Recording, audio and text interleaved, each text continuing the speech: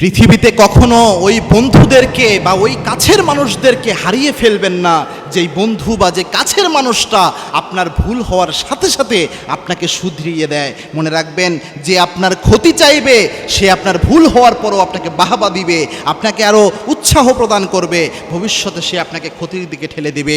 আর যে ব্যক্তি আপনার ভুল ধরিয়ে দেয়, মানে সে আপনার কল্যাণ চায়, আপনি যেন ভালোর দিকে যান, ভালো কিছু করেন, ভালো যেন জীবনে উন্নতি করতে পারেন, এই জন্য এই ভুলটা সে ধরিয়ে দেয়।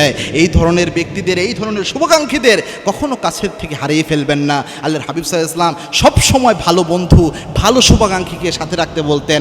আল্লাহও বলেছেন ওয়াকুনু মা'আস সাদিকিন, যারা সত্যবাদী, তোমার কল্যাণকামী, এদেরকে তোমার সাথী বানিয়ে নাও।